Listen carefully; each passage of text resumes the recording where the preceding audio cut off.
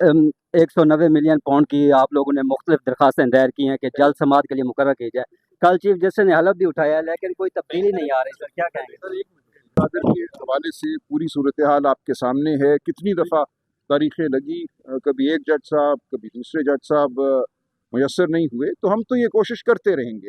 लेकिन जो अदालती अमल है वो अदालत के बाहर तो नहीं हो सकता ना, उसने अदालत ही में होना है। तो हमारा ये हक़ है, हम समझते हैं इमरान खान साहब का, बुशरा बीबी का ये हक़ है कि जो उनकी सज़ा मुअत्तली की दरख्वास्त है उसको फिलफौर सुना जाए। ना सुनना आपके सामने है। हम बिल्कुल ये जानते हैं कि अब छुट्टियां हो गई, ये तो कई महीने पहले से ये मामला चल रहा था और यही खदशा था कि छुट्टियां ना आ जाएं, लेकिन वो 2 माह भी गुजार दिए गए। पर कोई नहीं, छुट्टियों में भी मुकदमात सुने जाते हैं। अभी मुकदमात हम बहस करके आ रहे हैं, अदालत खुली हुई है, तो कोई वजह नहीं है कि इस मामले को ना सुना जाए। सलमान सफदर साहब ने दरखास्तें दायर कर दी हैं अर्ली हेयरिंग की, तो हम उम्मीद करते हैं कि ये केस लगेगा और इसको सुना जाए। सर जब चीफ जस्टिस की उसके लिए जुडिशल कमीशन का इजलास हुआ तो पीटीआई के 2 मेंबरान ने जो जस्टिस गुल हसन औरंगजेब साहब को वोट दिया, ये सर इमरान खान साहब का फैसला था या उनका अपना फैसला था? नहीं, इस पे मेरा नहीं ख्याल इमरान खान से साहब से कोई मुशावरत हुई है। ये वो मेंबर हैं, वो जो भी कार्रवाई हुई उस इजलास की, उस कार्रवाई के दौरान इन्होंने खुद फैसला किया। अच्छा सर, कल एक ऐलान हुआ कि इमरान खान के जो बेटे हैं वो तहरीक का हिस्सा बन सकते हैं। सर जो पीटीआई की मौजूदा क़यादत है, सियासी क़यादत, वो नाकाम हो चुकी है, अब फैमिली को आगे आना पड़ेगा सर? देखिए, फैमिली का हक है, बिल्कुल हक है, बेटों का हक है, बहनों का हक है, हम सब इसमें इकट्ठे हैं, हम सब इसमें शामिल हैं।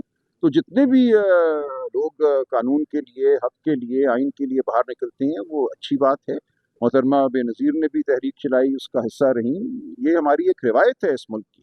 तो इसमें ऐसा नहीं है कि हम नहीं हैं मौजूद, लेकिन ज़ाहिर है अवाम का एक जज्बाती जो ताल्लुक है वो ख़ानदान के अफराद से, वो बहनें हों, वो बेटे हों, वो एक और नौइयत का हुआ करता है।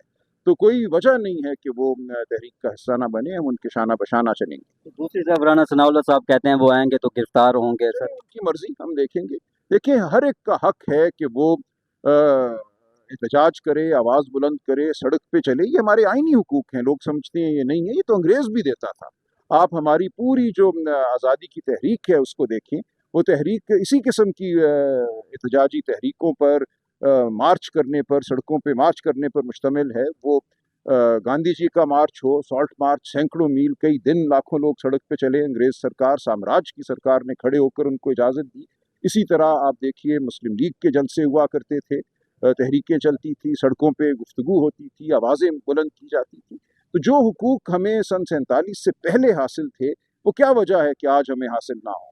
क्यों ये समझा जाए कि हर सियासी जो अमल है, हर सियासी जो एक कट है, वो कोई जुर्म है जिस पे हमला करना है रियासत को, सरकार को? तो ये एक इंतहाई गलत रविश है और यही असल हमारी महकूमियत है। इसी के खिलाफ हम खड़े हुए हैं कि हमें वो आज़ादियाँ दो जो आईने पाकिस्तान हमें देता है। सड़क पे चलने की आज़ादी, आवाज़ बुलंद करने की आज़ादी, पार्टी बनाने की आज़ादी, इकट्ठे मिलकर जुस्तजू करने की आज़ादी।